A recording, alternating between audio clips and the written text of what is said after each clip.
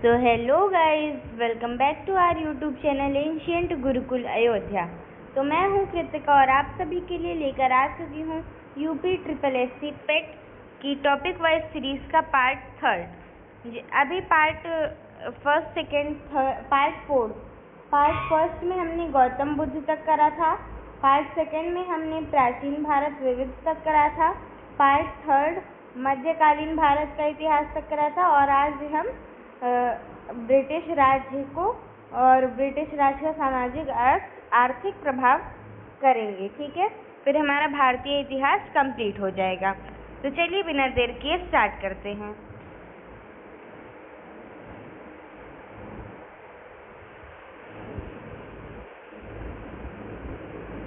मध्यकालीन भारत का इतिहास हो चुका था। हमें मॉडर्न हिस्ट्री पढ़ना है अब।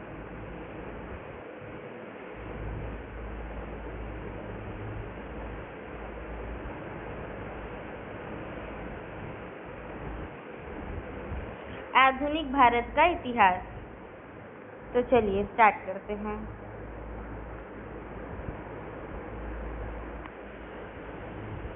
कह रहा है ब्रिटिश राज्य का अभ्युदय एवं प्रथम स्वतंत्र संग्राम। पहला प्रश्न है, दक्षिण भारत के किस राजा ने 1741 ईस्वी में कोलाचेन की लड़ाई में डच ईस्ट इंडिया कंपनी को परास्त किया था? ठीक है, वीरा पांड्या, कट्टा बोमन ने, राजा राज चोल ने, मार्तंड वर्मा ने या फिर हैदर अली ने? बताइए आंसर क्या होगा। करेक्ट आंसर होगा हमारा option number C, Marthanda Varma ने। आइए आंसर देखते हैं। देखिए, कोलाचेन का युद्ध 1741 ईस्वी में त्रावणकोर के राजा मार्तंड वर्मा तथा डच ईस्ट इंडिया कंपनी के मध्य हुआ, जिसमें त्रावणकोर की सेना ने डच सेना को परास्त कर दिया था। डच ईस्ट इंडिया कंपनी की स्थापना 1602 ईस्वी में हुई थी और डचों का भारत में अंतिम रूप से पतन 1759 में अंग्रेजों एवं डचों के मध्य हुए वेदरा युद्ध से हुआ था। समझ में आया। दूसरा प्रश्न कह रहा है, वास्को डी गामा किस वर्ष में कालीकट से उतरा? 1234, 1681, 1394 या फिर 1498? बताइए आंसर क्या होगा। करेक्ट आंसर होगा ऑप्शन नंबर डी, 1498। ये डिस्कशन कल भी हुआ था।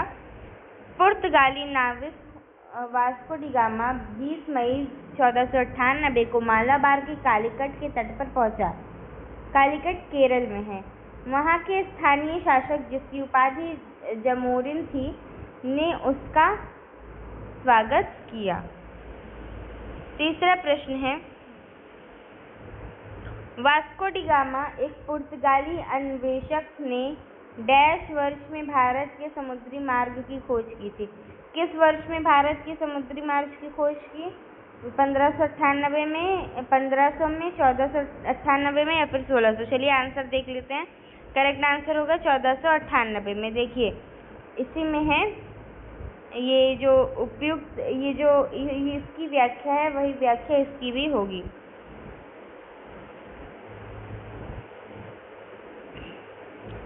फोर्थ क्वेश्चन कह रहा है, भारत में वीओसी मतलब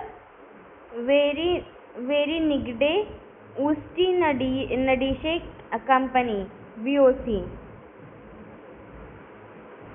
का गठन निम्नलिखित में से किसके द्वारा किया गया था? वीओसी का गठन किसके द्वारा किया गया? फ्रेंच, पुर्तगाली, डच या फिर ब्रिटिश? आंसर क्या होगा। करेक्ट आंसर होगा ऑप्शन नंबर सी, डच। व्याख्या देखते हैं। भारत में वीओसी का गठन डच द्वारा 1602 ईस्वी में किया गया था। एशिया में सक्रिय प्रारंभिक यूरोपीय व्यापारिक कंपनियों में यह प्रभावशाली कंपनी थी। पांचवा प्रश्न कह रहा है, जब ईस्ट इंडिया कंपनी की स्थापना हुई तब भारत पर निम्नलिखित में से किसका शासन था?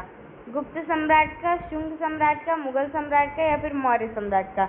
ईस्ट इंडिया कंपनी की जब स्थापना हुई तो मुगल साम्राज्य का शासन चल रहा था। ब्रिटिश ईस्ट इंडिया कंपनी की स्थापना दिसंबर 2016 में हुई। और याद रखिएगा मुगल साम्राज्य भी 1600 के ईस्वी में था। उस समय भारत में मुगल बादशाह अकबर का शासन था। सिराजुद्दौला किस युद्ध में अंग्रेजों से पराजित हुआ था? देखिए जो बैटल ऑफ प्लासी था वो सिराजुद्दौला और ब्रिटिशर्स द्वारा हुआ था। तो इनमें से कोई नहीं, वांडीवाश, प्लासी या फिर बक्सर। तो यह प्लासी के युद्ध में अंग्रेजों से पराजित हुआ था। प्लासी के युद्ध का डिस्कशन कल भी हुआ था पार्ट 3 में। प्लासी का युद्ध 23 जून 1757 को अंग्रेज सेनापति रॉबर्ट क्लाइव और बंगाल के नवाब सिराजुद्दौला के बीच हुआ।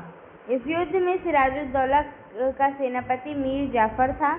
इस युद्ध में मीर जाफर की धोखाधड़ी के कारण सिराजुद्दौला की हार हुई। प्लासी का युद्ध कब लड़ा गया? अभी इसके पहले डिस्कशन हुआ। प्लासी का युद्ध 1757 में लड़ा गया था।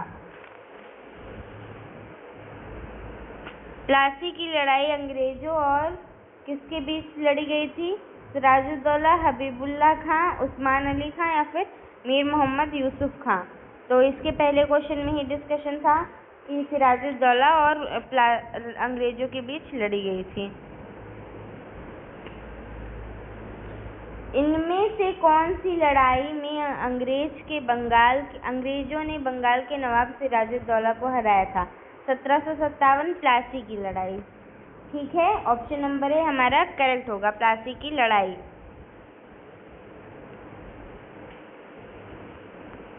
बक्सर के युद्ध के बाद ईस्ट इंडिया कंपनी मुगल सम्राट को प्रतिवर्ष कितना भुगतान करने के लिए सहमत हुई? बक्सर का युद्ध कब हुआ था? 1764 में। और कितना भुगतान लेने को सहमत हुई? 82 लाख रुपए, 26 लाख, 44 लाख या फिर 68 लाख। करेक्ट आंसर होगा 26 लाख रुपए। देखते हैं, व्याख्या अच्छी है। बक्सर के युद्ध के बाद अगस्त 1765 में क्लाइव ने मुगल बादशाह शाह आलम द्वितीय से इलाहाबाद की संधि की, जिसके अनुसार मुगल बादशाह ने बंगाल, बिहार, उड़ीसा की दीवानी कंपनी को सौंप दी। कंपनी ने अवध के नवाब से कड़ा और मानिकपुर लेकर मुगल सम्राट को दे दिया। कंपनी ने मुगल बादशाह को वार्षिक 26 लाख रुपए देना स्वीकार किया। समझ में आया? ये बहुत ही इम्पोर्टेंट है, प्लीज इस पर ध्यान दीजिएगा, बहुत इम्पोर्टेंट है। आगे बढ़ते हैं। बक्सर के युद्ध के बाद डैश के नवाब ने इलाहाबाद और कड़ा को मुगल सम्राट सौंप दिया, जो ब्रिटिश सैनिकों के संरक्षण के अंतर्गत आया था। अभी देखिए, कहाँ के नवाब ने कड़ा को और मानिकपुर को मुगल सम्राट को सौंपा था? अवध के नवाब ने। तो करेक्ट आंसर क्या होगा? अवध के नवाब। व्याख्या है उपयुक्त प्रश्न की व्याख्या। वर्ष कितने में ईस्ट इंडिया कंपनी के जहाजों ने सूरत के पास स्वाली एस्चुरी में पुर्तगाली को पराजित किया था? किस वर्ष में? 1609 में, 1610 में, 1612 में, 1618 में। करेक्ट आंसर होगा ऑप्शन नंबर सी, 1612 में। व्याख्या है, 1612 में ईस्ट इंडिया कंपनी के जहाजों ने सूरत से निकट स्वाली एस्चुरी में पुर्तगाली को पराजित किया था। इस युद्ध में अंग्रेजी सेना का नेतृत्व थॉमस बेस्ट ने किया। अंग्रेजों की इस विजय से पुर्तगाली एकाधिकार से निरंतरता भंग हो गई।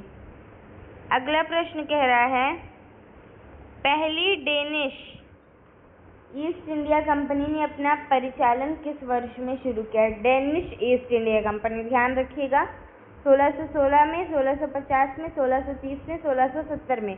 किस वर्ष में हुआ था? या 1616 में। ऑप्शन नंबर ए हमारा करेक्ट होगा। डेनिश ईस्ट इंडिया कंपनी ने अपना परिचालन वर्ष 1616 में किया था। इन्होंने 1620 में अपनी फैक्ट्री ट्रांकेबार में स्थापित की थी। कहाँ पे स्थापित की थी? ट्रांकेबार में।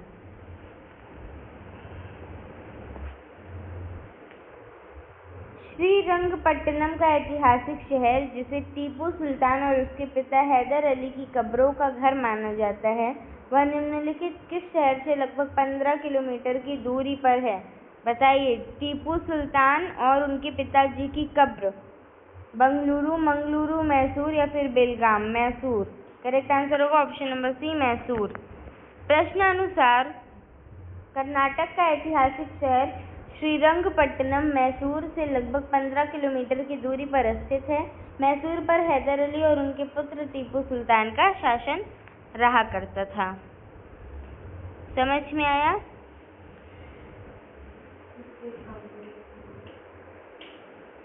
ब्रिटिश शासन को भारत से उखाड़ फेंकने के लिए इनमें से किसने फ्रांसीसियों की मदद मांगी थी? हैदर अली ने, टीपू सुल्तान ने, संभाजी ने या फिर शिवाजी ने? बताइए। करेक्ट आंसर होगा option number B, Tipu Sultan ने। व्याख्या कह रही है, ब्रिटिश शासन को भारत से उखाड़ फेंकने के लिए टीपू सुल्तान ने फ्रांसीसियों से मदद मांगी थी। चतुर्थ आंग्ल मैसूर युद्ध 1799 ईस्वी में हुआ। उसमें टीपू सुल्तान की मृत्यु हो गई। टीपू सुल्तान की मृत्यु कब हुई थी? 1799 ईस्वी में। 1799 ईस्वी में। किसमें? आंग्ल मैसूर युद्ध में, चौथे आंग्ल मैसूर युद्ध में। टीपू सुल्तान कहाँ का शासक था? बताइए। टीपू सुल्तान कहाँ का शासक था? हैदराबाद, मदुरई, मैसूर, विजयनगर? टीपू सुल्तान मैसूर का शासक था। टीपू सुल्तान मैसूर का शासक था। ये फ्रांस की क्रांति से अत्यधिक प्रभावित थे। उन्होंने श्रीरंगपट्टनम को अपनी राजधानी बनाया था। किसको राजधानी बनाया था? श्रीरंगपट्टनम को राजधानी बनाया था। यहाँ जैकोबिन क्लब की स्थापना की थी। जैकोबिन क्लब फ्रांस में भी स्थापना हो रही थी जैकोबिन क्लब की। साथ ही अपनी राजधानी में फ्रांस एवं मैसूर की मैत्री के प्रतीक के रूप में स्वतंत्रता का वृक्ष लगाया। टीपू सुल्तान ने अपने समकालीन विदेशी राज्यों से मैत्री संबंध बनाने तथा अंग्रेजों के विरुद्ध सहायता प्राप्त करने के लिए आधुनिक रीति से दूतावासों की स्थापना की। समझ में आ रहा होगा? 17th क्वेश्चन कह रहा है, सेरिंगपट्टनम की लड़ाई में अंग्रेजों ने किसे पराजित किया? हैदर अली, पेशवा माधवराव, टीपू सुल्तान, पेशवा बाजीराव? उन्होंने टीपू सुल्तान को पराजित किया। किसकी लड़ाई में पराजित किया था? सेरिंगपट्टनम की लड़ाई में पराजित हुए थे। सेरिंगपट्टनम की लड़ाई में अंग्रेजों से टीपू सुल्तान पराजित हुए थे। सेरिंगपट्टनम बोले या फिर श्रीरंगपट्टनम बोले, ठीक है। सेरिंगपट्टनम या श्रीरंगपट्टनम के युद्ध में अंग्रेजों ने 1799 में टीपू सुल्तान को हराया था। अब ध्यान रखिए, 1799 में टीपू सुल्तान की मृत्यु भी हुई थी।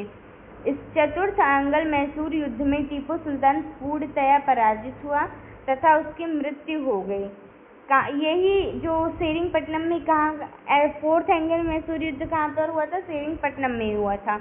युद्ध के पश्चात अंग्रेजों ने मैसूर की गद्दी पर अड्यार वंश का एक बालक कृष्णराज को बैठा दिया। ठीक है, किस वंश के बालक को?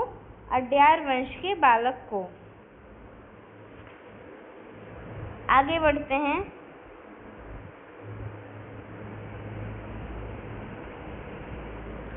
सेरिंगपट्टनम की संधि पर हैदराबाद के निजाम टीपू सुल्तान और निम्नलिखित में से किस ब्रिटिश गवर्नर जनरल के बीच हस्ताक्षर किए गए थे? Lord Wellesley, Lord Canning, Lord Dalhousie या फिर लॉर्ड कार्नवालिस? करेक्ट आंसर होगा option number D, Lord Cornwallis. और ये थर्ड एंगल मैसूर युद्ध कब हुआ था? तीसरा आंग्ल मैसूर युद्ध, जो कि 1790 से 92 तक चला था, का नेतृत्व ब्रिटिश सेना के खिलाफ मैसूर के शासक टीपू सुल्तान ने किया था। भयंकर प्रतिरोध के बावजूद टीपू सुल्तान अंततः हार गया। इसके परिणाम स्वरूप श्रीरंगपट्टनम की संधि पर हस्ताक्षर किए।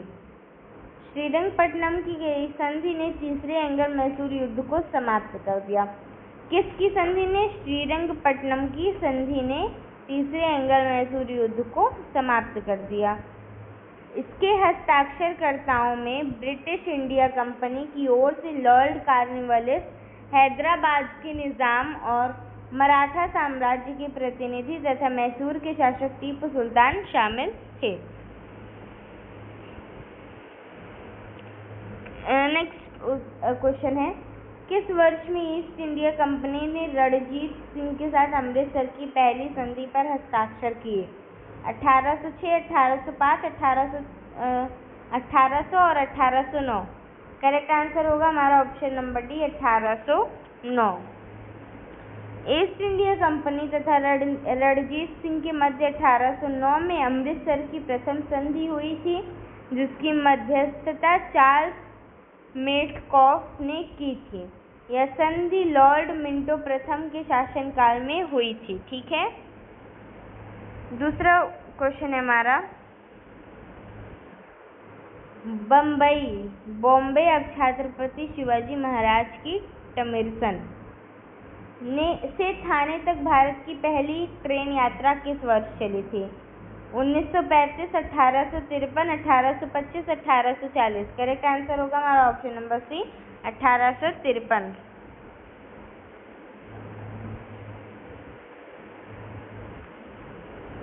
भारत में रेल निर्माण की दिशा में प्रथम प्रयास British governor general Lord Dalhousie ने किया था। क्वेश्चन ये भी आता है कि किस ब्रिटिश शासक द्वारा रेल की निर्माणता हुई थी? प्रथम यात्री ट्रेन 1853 ईस्वी में बम्बई के बोरी बंदर स्टेशन से थाने के बीच चलाई गई थी। ठीक है। बंगाल के प्रथम गवर्नर जनरल कौन थे? Lord Ripon, lord Lytton, lord Warren Hastings, lord Clive. Lord Warren Hasting.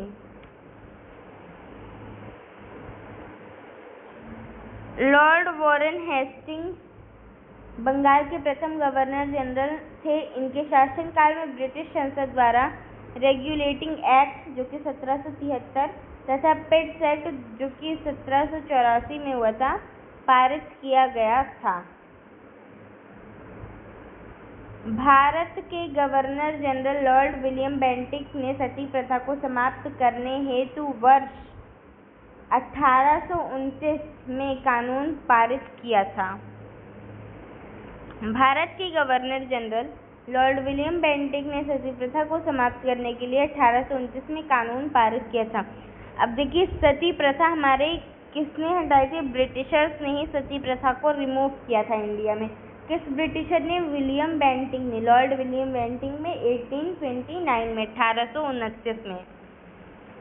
सती प्रथा किसके द्वारा समाप्त की गई? लॉर्ड विलियम बेंटिक के द्वारा। अभी इसके पहले ही था 1829 में। निम्नलिखित में से कौन सा दूसरा प्रांत था जिसने सहायक संधि को स्वीकार किया? सहायक संधि को किसने स्वीकार किया था? अवध, मैसूर, पूना, तंजौर। करेक्ट आंसर होगा ऑप्शन नंबर बी, मैसूर। भारतीय रियासतों को अंग्रेजी राजनीतिक परिधि में लाने के लिए लॉर्ड वेलेजली ने सहायक संधि प्रणाली का प्रयोग किया। किसने किया? लॉर्ड वेलेजली ने। सहायक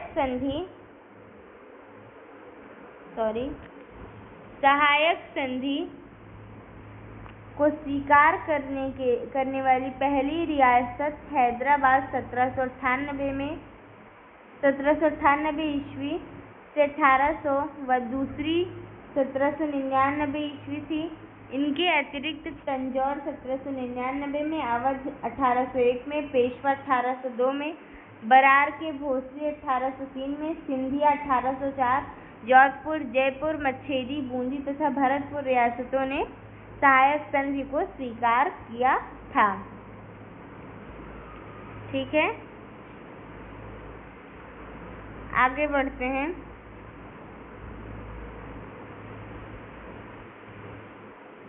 सिविल सेवा किसके शासनकाल में प्रारंभ हुई?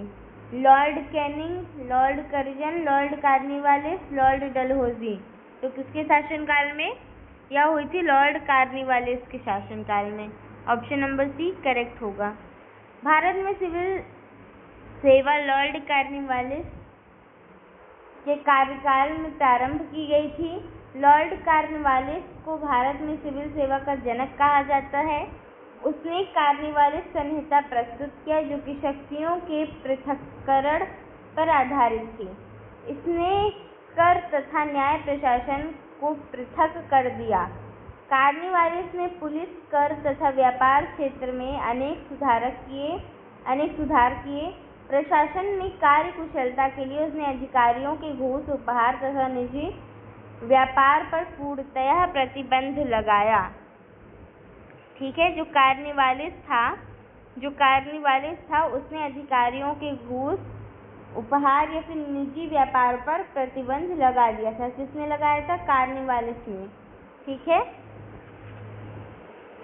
ब्रिटिश साम्राज्य में अवध का विलयन कब हुआ था? वर्ष 1853 में, 1854 में, 1855 में, 1856 में। किस वर्ष हुआ था विलयन अवध में? तो 1856 में हुआ था।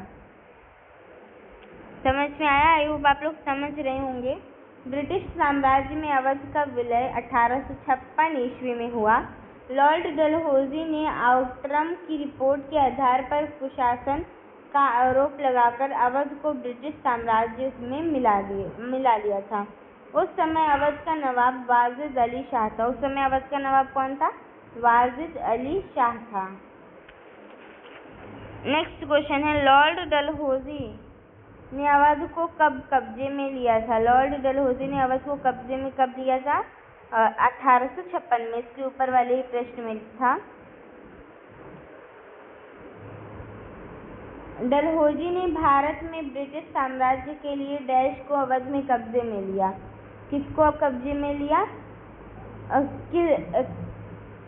राज्य में अव्यवस्था के माध्यम से, किसके माध्यम से कब्जे में लिया था?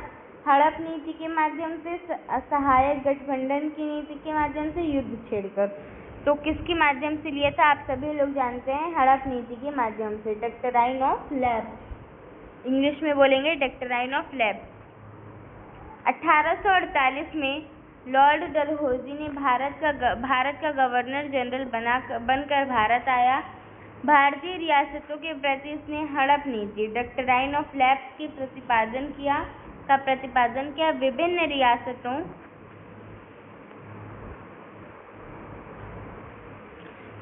रियासतों को ब्रिटिश साम्राज्य के अंतर्गत शामिल करने के लिए इसने नीति के तहत विभिन्न आधार अपनाए थे।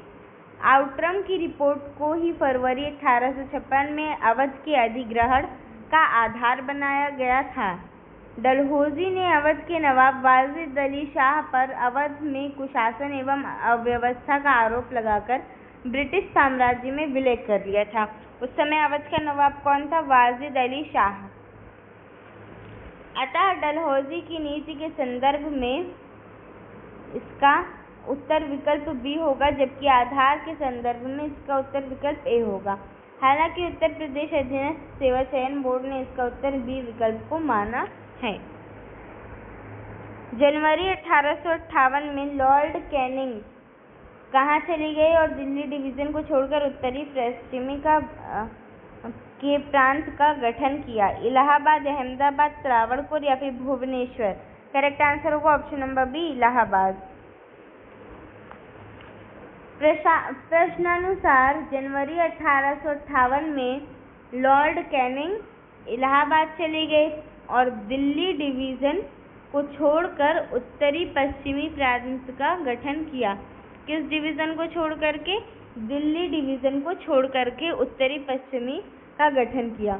1857 के विद्रोह के समय लॉर्ड कैनिंग ही भारत का गवर्नर जनरल था। एक बहुत ही महत्वपूर्ण बात मैं आपको बताती हूँ कि क्वेश्चन आता है कि जब 1857 का विद्रोह हुआ तब भारत का गवर्नर जनरल कौन था? भारत का गवर्नर जनरल तब कौन था? भारत के गवर्नर जनरल लॉर्ड कैनिंग थे।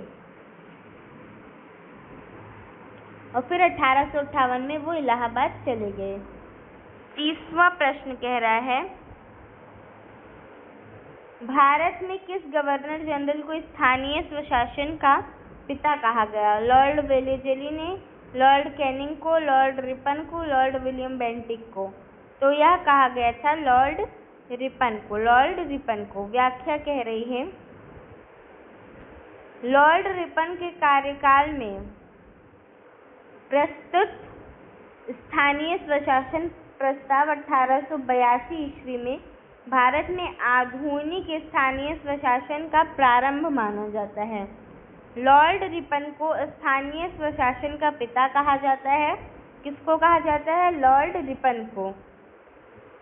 इन्होंने प्रांतीय सरकारों को आज्ञा दी कि वो प्रांतीय तथा स्थानीय नागरिक वित्तीय साधना को एक सर्वेक्षण करें, जिससे यह निश्चित किया जा सके कि किन किन मदों के में आम व्यय स्थानीय प्रशासन के सुपुर्द किया जा सकता है। किन किन मदों में आम व्यय स्थानीय प्रशासन के सुपुर्द किया जा सकता है। हिंदू विधवा पुनर्विवाह अधिनियम 1856, जिसे अधिनियम XV 1856 भी कहा जाता है, 26 जुलाई 1856 को लागू हुआ, जिसे लॉर्ड डैश द्वारा पारित किया गया था। किसके द्वारा पारित किया गया था? लॉर्ड कैनिंग द्वारा। व्याख्या कह रही है, विधवा पुनर्विवाह की स्थिति में सुधार लाने के लिए ईश्वर चंद्र विद्यासागर ने अथक प्रयत्न किए, पर 1855 में विद्यासागर ने ब्रिटिश सरकार से विधवा पुनर्विवाह का कानून बनाने का अनुरोध किया। विधवा पुनर्विवाह का कानून बनाने का अनुरोध किया था, ठीक है, ईश्वरचंद्र विद्यासागर जी ने, जिसके परिणाम स्वरूप 26 जुलाई 1856 को हिंदू विधवा पुनर्विवाह अधिनियम 1856 में लागू किया, जिसे लॉर्ड कैनिंग द्वारा पारित किया गया था। इस अधिनियम के द्वारा विधवा विवाह को वैध करार देते हुए इनसे पैदा होने वाले बच्चों को वैध माना गया। ठीक है, एक बार पूरा फिर से रीड करते हैं, समझ में आ जाए अच्छे से। विधवा पुनर्विवाह की स्थिति में सुधार लाने के लिए ईश्वरचंद्र विद्यासागर ने अथक प्रयत्न किए थे। 1855 ईस्वी में विद्यासागर ने ब्रिटिश सरकार से विधवा पुनर्विवाह पर कानून बनाने का अनुरोध किया, जिसके परिणाम स्वरूप 26 जुलाई 1856 को हिंदू विधवा पुनर्विवाह अधिनियम 1856 लागू किया गया। कौन सा अधिनियम का नाम ही क्या था? 1856, ठीक है, जिसे लॉर्ड कैनिंग द्वारा पारित किया गया। इस अधिनियम के द्वारा विधवा विवाह को वैध करार देते हुए इनसे पैदा होने वाले बच्चों को वैध माना गया था। बंगाल का विभाजन 1905 ब्रिटिश वायसराय द्वारा किया गया था। किस ब्रिटिश वायसराय द्वारा किया गया था? चेम्सफोर्ड, मिंटो, कर्जन या फिर इरविन? तो यह किया गया था कर्जन, ब्रिटिश वायसराय कर्जन द्वारा किया गया था। बंगाल का विभाजन 1905 ब्रिटिश वायसराय लॉर्ड कर्जन द्वारा किया गया। लॉर्ड कर्जन द्वारा भारतीय राष्ट्रवाद पर किया गया एक प्रच्छन्न प्रहार था।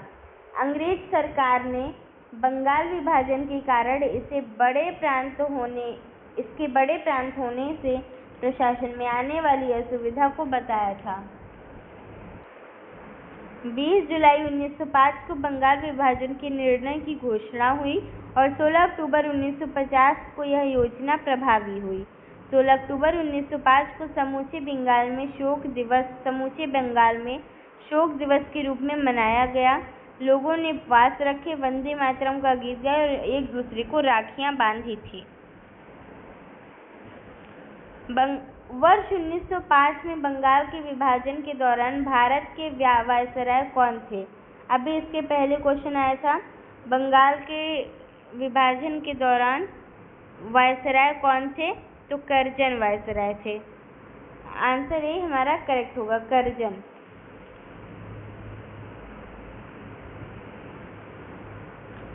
डैश में ब्रिटिश सरकार ने भारत को सरकार की संरचना में कुछ सुधारों की घोषणा की। जिन्हें मार्ले मिंटो सुधार के रूप में जाना जाता है। किस वर्ष में? 1909 वर्ष में। लॉर्ड कर्जन के स्थान पर वर्ष 1905 में लॉर्ड मिंटो को भारत का वायसराय नियुक्त किया गया था तथा जॉन मार्ले को भारत राज्य सचिव। ठीक है। ब्रिटिश संसद द्वारा पारित संवैधानिक सुधार, जिन्हें औपचारिक रूप से भारतीय परिषद अधिनियम 1909 कहा गया, सामान्यतया मार्ले मिंटो सुधार के नाम से जाना जाता है।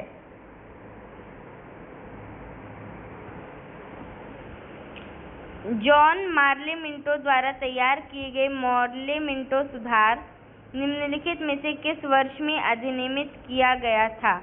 बताइए। यह अधिनियमित किया गया था 1909 में। इसके पहले ही डिस्कशन हुआ था। किस बंगाल में अस्थायी उपनिवेश की शुरुआत की? किसने? लॉर्ड कर्जन ने, विलियम बेंटिक ने, लॉर्ड कार्नवालिस ने, लॉर्ड डलहौजी ने। करेक्ट आंसर होगा लॉर्ड कार्नवालिस ने। स्थानीय उपनिवेश या स्थायी बंदोबस्त, परमानेंट सेटलमेंट, को लॉर्ड कार्नवालिस ने प्रारंभ किया था। इस व्यवस्था में जमीन का मालिकाना हक जमींदारों को प्रदान किया गया। आगे बढ़ते हैं। निम्नलिखित में से कौन सी प्रणाली भारत को ब्रिटिश शासन के दौरान भूमि राजस्व प्रणाली से संबंधित नहीं थी? जमींदारी, महालवाड़ी, दस्तक, रैयतवाड़ी। तो क्या होगा? आंसर होगा ऑप्शन नंबर सी, दस्तक। नेक्स्ट क्वेश्चन कह रहा है, व्याख्या है, भारत में ब्रिटिश शासन के दौरान भूमि राजस्व की मुख्यतः 3 प्रणालियां प्रचलित हुई। स्थायी भूमि बंदोबस्त या जमींदारी प्रथा, दूसरी रैयतवाड़ी व्यवस्था, तीसरी महालवाड़ी बंदोबस्त और फिर दस्तक भू राजस्व की प्रणाली न होकर बंगाल में ईस्ट इंडिया कंपनी द्वारा जारी एक परिपत्र था जो कंपनी के अभिकर्ताओं को दिया जाता था ताकि वे प्रांत के अंदर बिना चुंगी दिए व्यापार कर सकें। अस्थायी बंदोबस्त सबसे पहले कहाँ शुरू किया गया? बिहार, बंगाल, उड़ीसा, उत्तर प्रदेश, गुजरात में, राजस्थान में। तो कहाँ पर शुरू किया गया था? बंगाल और बिहार में। अस्थायी बंदोबस्त की शुरुआत सर्वप्रथम बंगाल तथा बिहार में की गई थी। इसे बंगाल का गवर्नर जनरल लॉर्ड कॉर्नवालिस ने 1793 में प्रारंभ किया। अस्थायी बंदोबस्त को ही कॉर्नवालिस कोड के रूप में जाना जाता है। यह ईस्ट इंडिया कंपनी और जमींदारों के बीच भूमि का राजस्व को लेकर किया गया एक समझौता था।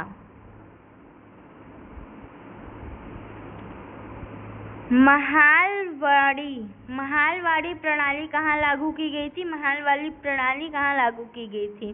बिहार, यूपी, महाराष्ट्र, मद्रास। यूपी वाले जान जाइए, महालवाड़ी प्रणाली हमारे उत्तर प्रदेश में लागू की गई थी। कौन कौन यूपी से है मुझे बताइएगा। महालवाड़ी प्रणाली संयुक्त प्रांत उत्तर प्रदेश तथा पंजाब में लागू की गई। इसके अंतर्गत ब्रिटिश भारत के कुल भू क्षेत्र का लगभग 30% हिस्सा शामिल था। इसमें भू राजस्व व्यवस्था कृषक के स्थान पर प्रत्येक ग्राम या महाल के साथ स्थापित की जानी थी। आप लोग कहाँ से मेरी वीडियोस देखते हैं, कहाँ से आप तैयारी कर रहे हैं, मुझे कमेंट में एक बार जानकारी दीजिएगा, मुझे भी तो पता चले। लॉर्ड डलहौजी की विलय नीति का प्रथम शिकार निम्न में से कौन हुआ? झांसी, सतारा, करौली या फिर संभलपुर। लॉर्ड डलहौजी की विलय नीति का प्रथम शिकार इनमें से कौन हुआ? सतारा ऑप्शन नंबर बी करेक्ट होगा, सतारा। लॉर्ड डलहौजी जिन्होंने शासन किया कब से कब तक? 48 से लेकर 56 तक, ने व्युत्पत्ति के सिद्धांत डॉक्ट्राइन ऑफ लैप्स से विलय नीति का आरंभ किया। इस सिद्धांत के अंतर्गत निम्नलिखित रियासतों का क्रमशः अंग्रेजी साम्राज्य में विलय किया। सतारा 1848, जैतपुर या संभलपुर 1849, बघाट 1850, उदयपुर 52, झांसी 54, नागपुर 54 और आदि। इस प्रकार डलहौजी की प्रथम विलय नीति का शिकार सितारा था। हड़प नीति का कट्टर समर्थक Lord Minto, Hastings, Lord Dalhousie, Lord Wellesley. Correct answer होगा option number C, Lord Dalhousie.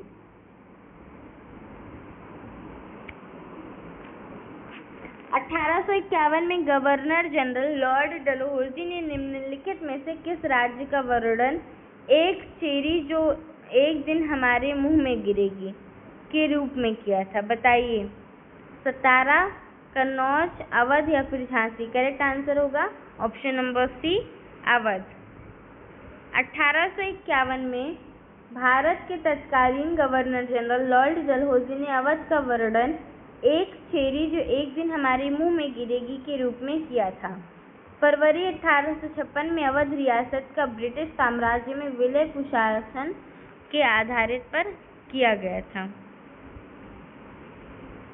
चक्रवर्ती राजगोपालाचारी के पूर्व भारत के गवर्नर जनरल कौन थे?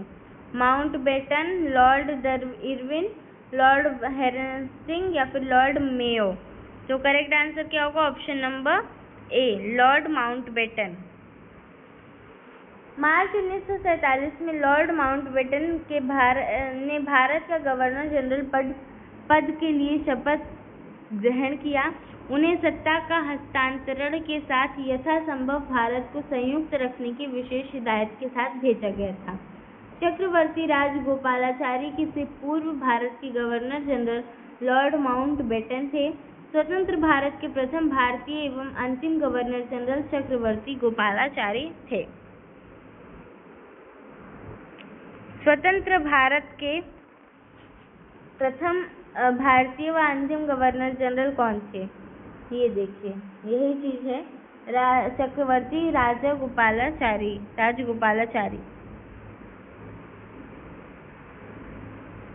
निम्नलिखित में से कौन स्वतंत्र भारत का पहला भारतीय गवर्नर जनरल था? खान अब्दुल गफ्फार, सरदार वल्लभ भाई पटेल, मौलाना आजाद, सी राजगोपालाचारी? तो कौन था? Option number D, Rajagopalachari. पहले ही डिस्कशन हुआ है। 1947 में लॉर्ड माउंटबेटन द्वारा घोषित भारत और पाकिस्तान के लिए सीमा आयोग के अध्यक्ष कौन थे? 1947 में लॉर्ड कर्जन थे, लॉर्ड वेवेल थे, क्लीमेंट एटली थे या फिर सिरिल रेडक्लिफ थे? तो कौन थे? Cyril Radcliffe. वर्ष 1947 में लॉर्ड माउंटबेटन द्वारा घोषित भारत और पाकिस्तान के लिए सीमा आयोग के अध्यक्ष सिरिल रेडक्लिफ थे। भारत और पाकिस्तान के मध्य रेडक्लिफ रेखा का संबंध इन्हीं से है। 47वां प्रश्न है, अंग्रेजों के खिलाफ भारतीय सैनिकों द्वारा पहला बड़े पैमाने पर वेल्लोर विद्रोह किस वर्ष में हुआ था? 1812 में, 1800 में, 1806 में, 1813 में? तो यह हुआ था 1806 में। जॉर्ज बार्लो के कार्यकाल में भारतीय सैनिकों द्वारा पहला बड़े पैमाने पर वेल्लोर विद्रोह 1806 में हुआ था। इस विद्रोह का मुख्य कारण सिपाहियों को उनके धार्मिक प्रतीक चिन्हों के रूप से रोकना था। 48वां प्रश्न कह रहा है, मेरठ छावनी में 1857 के सैनिक विद्रोह की शुरुआत कब हुई थी? 8 मई 1857, 11 मई, 10 मई या फिर 9 मई? देखिए, एक सिंगल डेट, मंथ, सारी चीजें पूछता है, तो क्या होगा? करेक्ट आंसर होगा 10 मई 1857। 10 मई 1857 को मेरठ स्थित छावनी की 20वीं रेजिमेंट नेटिव इन्फेंट्री तथा 3री नेटिव कैवेलरी रेजिमेंट की पैदल टुकड़ी ने चर्बी लगे कारतूसों के प्रयोग से इनकार करते हुए विद्रोह कर दिया था। ठीक है, 49वां प्रश्न है, निम्नलिखित में से किनके द्वारा 1857 की क्रांति की शुरुआत की गई? किसानों, जमींदारों, सिपाहियों या फिर बागान श्रमिकों की? किसके द्वारा हुई थी? यह हुई थी सिपाहियों के द्वारा।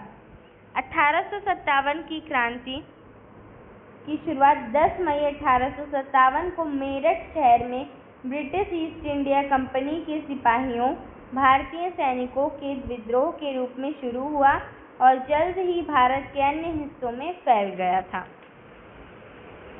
1857 के सिपाही विद्रोह में सिपाहियों को किस कंपनी द्वारा बनाए गए कारतूसों पर आपत्ति थी?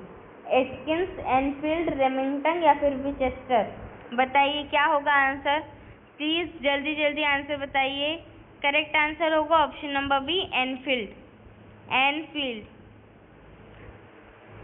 1857 के सिपाही विद्रोह की घटना का तात्कालिक कारण चर्बी लगी कारतूसों के प्रयोग को माना जाता है। तत्कालीन गवर्नर जनरल लॉर्ड कैनिंग ने पुरानी और कई दशकों से उपयोग में लाई जा रही बाउंड बेस बंदूक की जगह एनफील्ड राइफल का प्रयोग शुरू करवाया। इस राइफल में कारतूस को लगाने से पूर्व दांतों से खींचना पड़ता था। इस बीच यह अफवाह फैली कि कारतूस में गाय और सूअर की चर्बी लगी है। परिणाम स्वरूप हिंदू और मुसलमान दोनों भड़क उठे और 1857 के विद्रोह की शुरुआत हो गई। किस वजह से हुई थी? जो एनफील्ड राइफल थी उसमें ब्रिटिशर्स ने गाय और सूअरों की चर्बी का प्रयोग कर दिया था। इसकी वजह से जो हिंदू थे, हिंदुओं में गाय को माता माना जाता है और मुस्लिमों में सूअर की भी बहुत मान्यता है। तो इस वजह से दोनों भड़क उठे और विद्रोह शुरू कर दिया।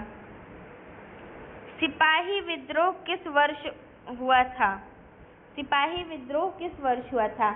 1857 में सिपाहियों ने विद्रोह की शुरुआत की थी। सिपाही विद्रोह 1857 वर्ष में हुआ था। 1857 के विद्रोह को प्रथम भारतीय स्वतंत्रता संग्राम से जाना जाता है। इसे सिपाही विद्रोह या सैनिक विद्रोह के नाम से भी जाना जाता है। यह एक सशस्त्र विद्रोह था। विद्रोह का अंत भारत में ईस्ट इंडिया कंपनी ने शासन की समाप्ति तथा पूरे भारत पर ब्रिटिश ताज के प्रत्यक्ष शासन से आरंभ के साथ हुआ। समझ में आया?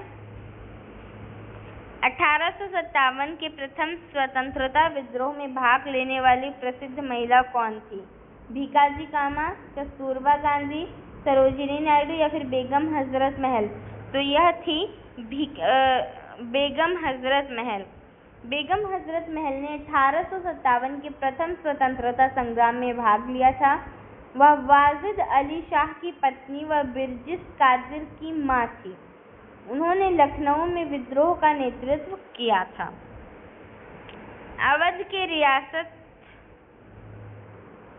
से उस प्रसिद्ध योद्धा बेगम का नाम क्या है जिन्होंने 1857 के विद्रोह में अंग्रेजों के साथ होने वाली लड़ाई में भाग लिया था?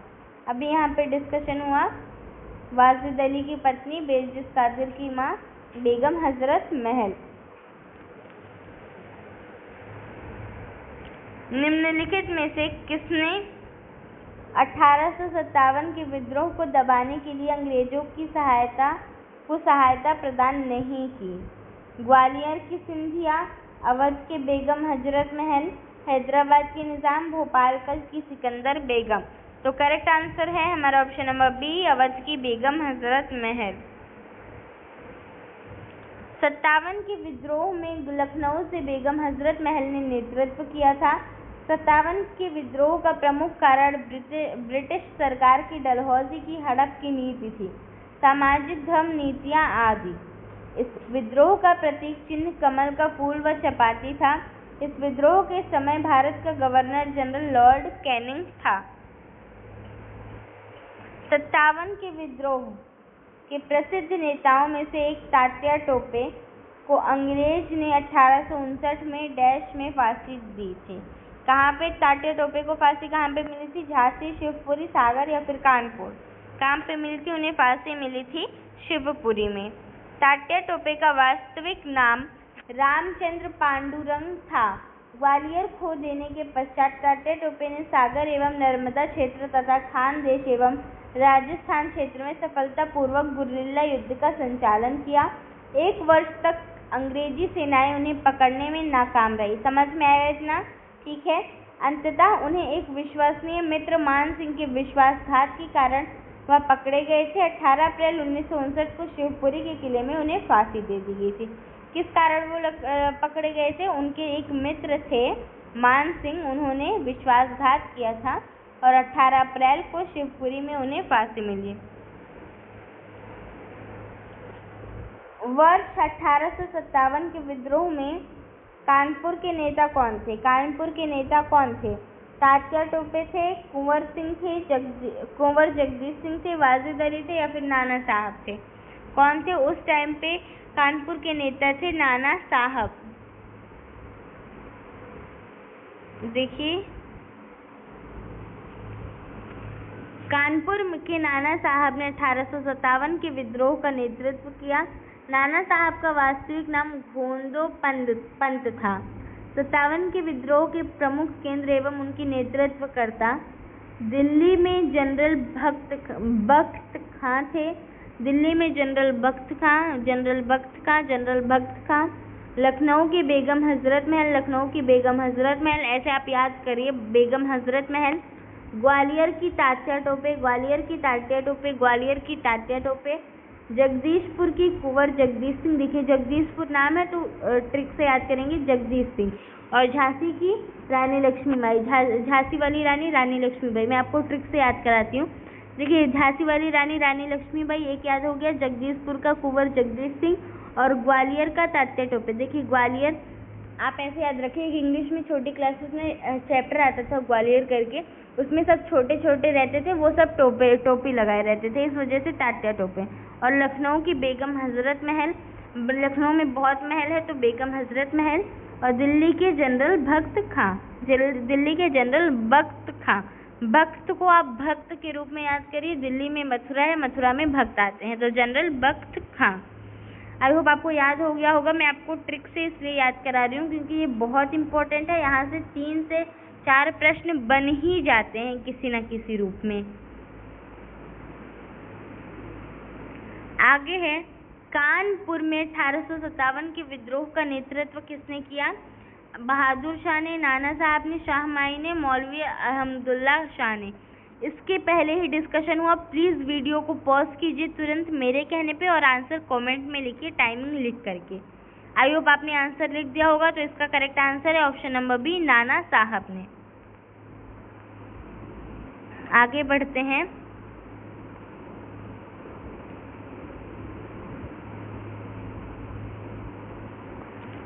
निम्नलिखित में से कौन सा 1857 के विद्रोह का परिणाम था?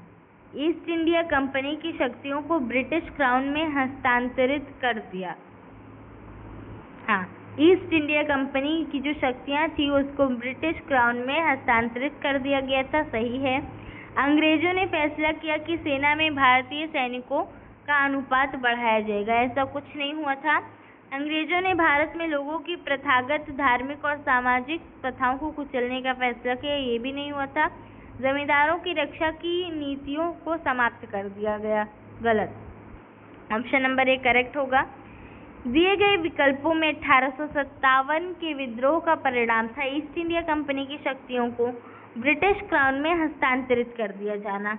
इस विद्रोह के बाद अंग्रेजों ने भारतीय सेना में भारतीय सैनिकों के अनुपात को घटा दिया था तथा यूरोपीय सैनिकों के अनुपात को बढ़ा दिया था। भारतीय सैनिकों के अनुपात को घटा दिया था, ध्यान रखिए, घटा दिया था और यूरोपीय को अनुपात को बढ़ा दिया गया था। लास्ट क्वेश्चन है इसका, निम्नलिखित में से कौन से अवध के कृषक आंदोलन का नेता था?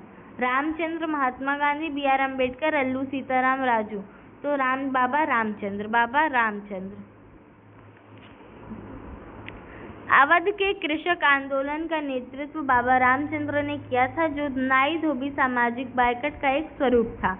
यह आंदोलन किसानों द्वारा उत्तर प्रदेश के प्रतापगढ़ जिले से चलाया गया था। समझ में आया? आई होप आपको ये 59 प्रश्न क्लियर हुए होंगे। अगर आपको कहीं भी कोई डाउट है तो प्लीज़ मुझसे पूछिए।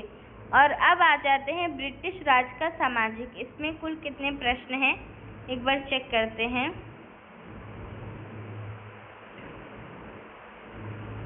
इसमें भी प्रश्न की संख्या अच्छी खासी है, कुल 23 प्रश्न इसमें हैं। आइए फटाफट से कंप्लीट करते हैं, फिर नेक्स्ट वीडियो में हम नेक्स्ट चैप्टर अपना स्टार्ट करेंगे। ब्रिटिश राज का सामाजिक आर्थिक प्रभाव। हंटर आयोग ने किसके विकास पर अधिक बल दिया था? हंटर आयोग ने प्राथमिक शिक्षा, माध्यमिक शिक्षा, स्त्री शिक्षा या फिर तकनीकी शिक्षा? तो यह बल दिया गया था प्राथमिक शिक्षा पर। 54 के वुड डिस्पैच के पश्चात शिक्षा के क्षेत्र में हुई प्रगति की समीक्षा करने के लिए 1882 में W. हंटर की अध्यक्षता में एक आयोग नियुक्त किया गया। यह आयोग मुख्यतः प्राथमिक और माध्यमिक शिक्षा की समीक्षा तक सीमित था। इस आयोग की रिपोर्ट में प्राथमिक शिक्षा के सुधार एवं विकास पर विशेष जोर दिया गया था। आगे बढ़ते हैं।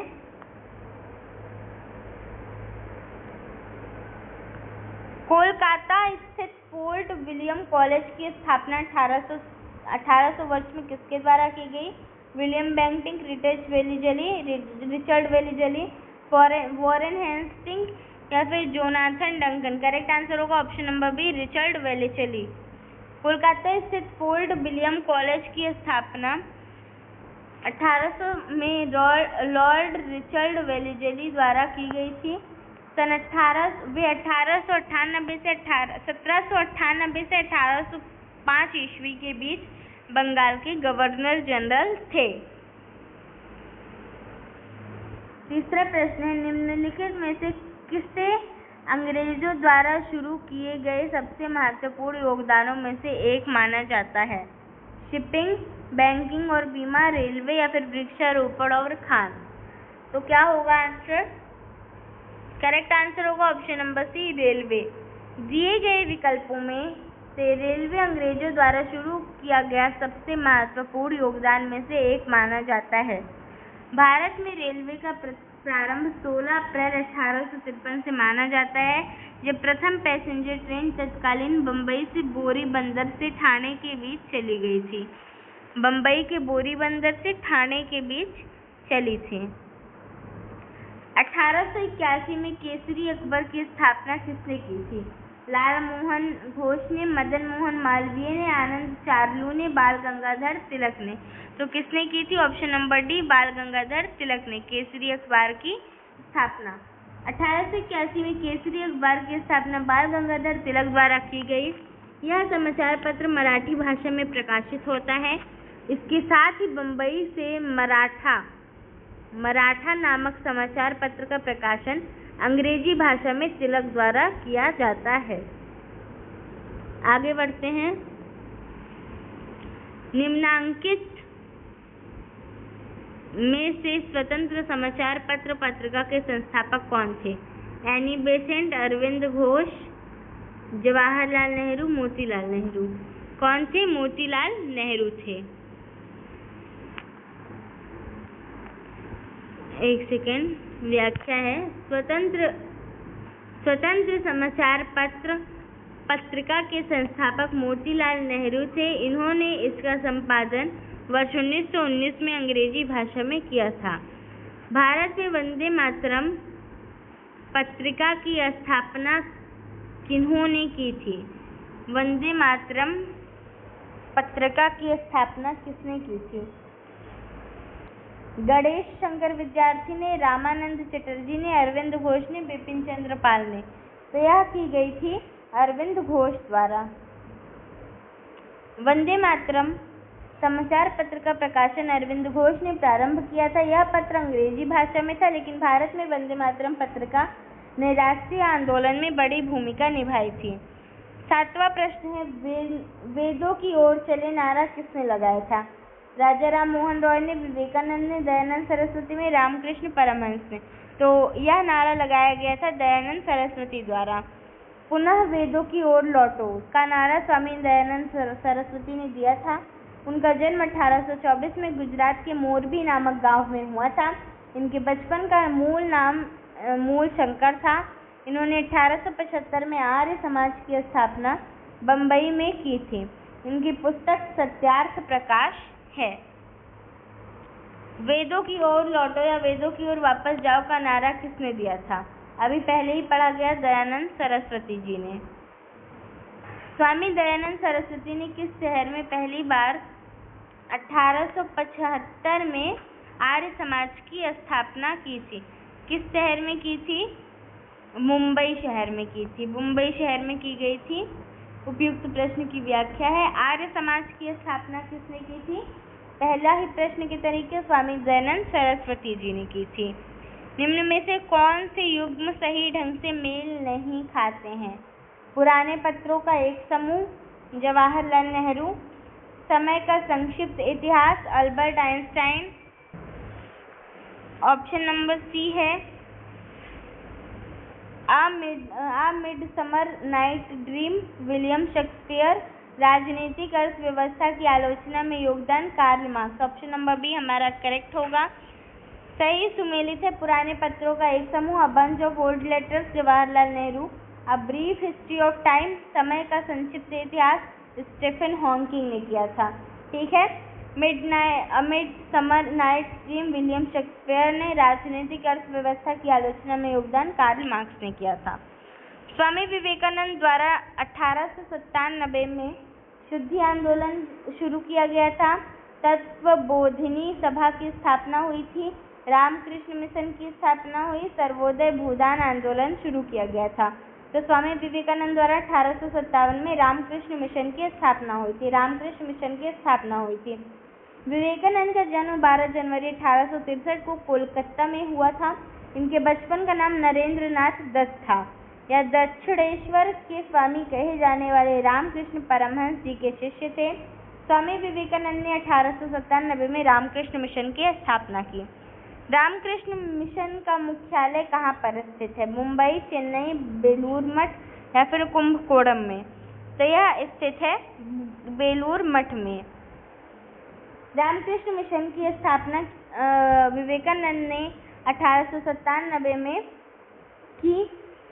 रामकृष्ण मिशन का मुख्यालय हावड़ा के बेलूर में स्थित है। मिशन का नामकरण रामकृष्ण परमहंस के नाम पर हुआ था। वर्ष 1909 में सोसाइटी पंजीकरण अधिनियम के अंतर्गत इसे विधिवत औपचारिक रूप से पंजीकृत कराया गया। 1795 और 1804 के बंगाल विनिमय अधिनियमों ने डैश घोषित किया। क्या घोषित किया था? सती प्रथा को अवैध, कन्या हत्या को अवैध, विधवा पुनर्विवाह को वैध, बाल विवाह को अवैध। तो करेक्ट आंसर क्या होगा? बंगाल विनिमय अधिनियमों ने कन्या हत्या को अवैध घोषित कर दिया गया था। कन्या शिशुवध की प्रथा मूलतः राजपूतों में तथा उच्च वर्ग के बंगालियों में प्रचलित थी, जो कन्याओं के जन्म लेते ही उन्हें मार डालते थे। भारतीय समाज में प्रचलित इस प्रथा को समाप्त करने के उद्देश्य से बंगाल के गवर्नर जनरल जॉन शोर के समय 1795 के बंगाल विनियमन अधिनियम के नियम 21 तथा वेलेजली के समय 1804 ईस्वी में बंगाल विनियमन अधिनियम के तहत कन्या शिशु हत्या को अवैध घोषित कर दिया गया था। 1891 में बीएम मालाबारी के प्रयासों को तब फल मिला जब सहमति की उम्र अधिनियम को पारित किया गया, जिसके अनुसार 10 वर्ष से कम की बालिका का विवाह प्रतिबंध था। 12 वर्ष की, उस टाइम पे 12 वर्ष ही था। 1891 में ब्रिटिश सरकार ने बीएम मालाबारी के सहयोग से एज ऑफ कंसेंट एक्ट पारित किया, जिसके अनुसार 12 वर्ष से कम आयु की कन्याओं के विवाह पर प्रतिबंध लगा दिया गया। बाल गंगाधर तिलक ने इस एक्ट का विरोध करते हुए इसे भारतीय सामाजिक मामलों में विदेशी हस्तक्षेप माना। 1828 में ब्रह्म समाज की स्थापना निम्नलिखित में से किसके द्वारा कराई गई? ब्रह्म समाज की स्थापना किसके द्वारा कराई गई थी? राजा राम मोहन रॉय के द्वारा करवाई गई थी। 1828 ईस्वी में राजा राम मोहन रॉय ने ब्रह्म समाज के नाम से एक नए समाज की स्थापना की, जिसे आगे चलकर ब्रह्म समाज के नाम से जाना जाने लगा। अगला प्रश्न है, मुक्त भारत समाज की स्थापना किसने की? जी.के. गोखले, राजगोपालाचारी, वीर सावरकर, अरुणा आसफ अली। तो यह जो है वो वीर सावरकर द्वारा कराई गई थी। मुक्त भारत समाज या फ्री इंडिया सोसाइटी की स्थापना विनायक दामोदर सावरकर ने इतालवी राष्ट्रवादी ग्यूसेप मैज़िनी के विचारों के आधार पर की थी। ग्यूसेप मैज़िनी कौन थे? फ्रेंच आर्टिस्ट थे। सावरकर ने लंदन प्रवास के दौरान इस संस्था की स्थापना की थी। चलिए आगे बढ़ते हैं।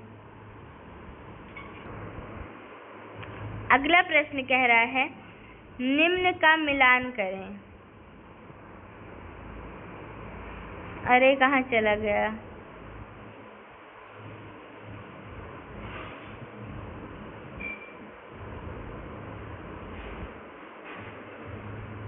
एक सेकेंड।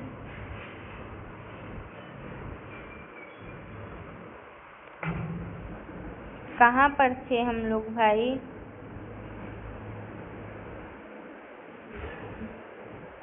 हम लोग बहुत आगे आ गए हैं। ये हैं।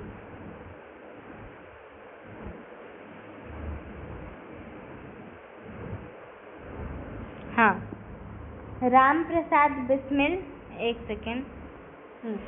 राम प्रसाद बिस्मिल, सूर्यसेन, अरबिंदो घोष और भगत सिंह। तो राम प्रसाद बिस्मिल का किससे मैच होगा? काकोरी षड्यंत्र से। सूर्यसेन का चटगांव शस्त्रागार छापा से। और अरबिंदो घोष का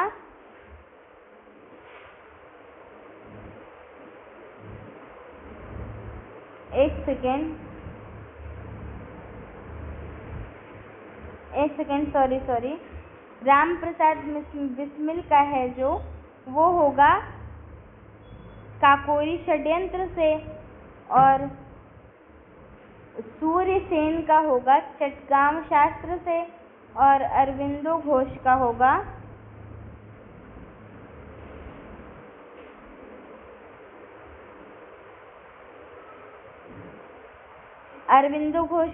अलीपुर बम मामला से, और भगत सिंह का लाहौर षड्यंत्र मामला से। ठीक है, समझ में आया?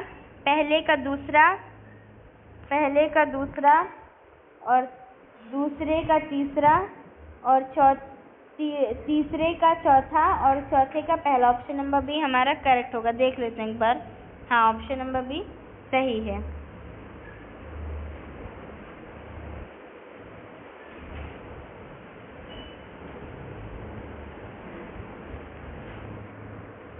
ये देखिए वही चीजें हैं। हमें लगता है हमने बीच में एक दो प्रश्न छोड़ दिए हैं। हाँ, ये है, यहाँ से हमें करना था, सॉरी। निम्नलिखित में से कौन से एक भारतीय राष्ट्रीय आंदोलन में क्रांतिकारी नेता नहीं थे? चंद्रशेखर आजाद, सूर्यसेन, भगत सिंह, गोपाल कृष्ण गोखले। तो कौन नहीं थे? गोपाल कृष्ण गोखले नहीं थे। गोपाल कृष्ण गोखले भारत में ब्रिटिश साम्राज्य के खिलाफ संघर्ष करने वाली भारतीय स्वतंत्रता आंदोलन के नरमपंथी नेताओं और समाज सुधारकों में से एक थे, जबकि चंद्रशेखर आजाद, सूर्यसेन और भगत सिंह भारतीय राष्ट्रीय आंदोलन के क्रांतिकारी नेता थे। इंकलाब जिंदाबाद का नारा किसने दिया था? बहुत इजी क्वेश्चन है। इंकलाब जिंदाबाद का नारा जो है वो भगत सिंह द्वारा दिया गया था। इंकलाब जिंदाबाद के नारे को लोकप्रिय भगत सिंह ने किया। ये हिंदुस्तान सोशलिस्ट रिपब्लिकन एसोसिएशन के सदस्य थे। भगत सिंह एवं बटुकेश्वर दत्त ने अप्रैल 1929 में केंद्रीय विधानसभा में बम फेंका था। इन्हें लाहौर षड्यंत्र कांड के तहत 23 मार्च 1931 को फांसी दे दी गई। ध्यातव्य है कि इंकलाब जिंदाबाद की रचना हसरत मोहानी ने की थी।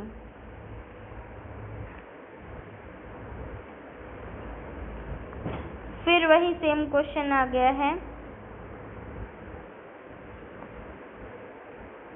लेकिन इसमें जो है वो दिया गया है कि इंकलाब जिंदाबाद का नारा हजरत मोहानी ने दिया था, जो कि यहाँ पे है।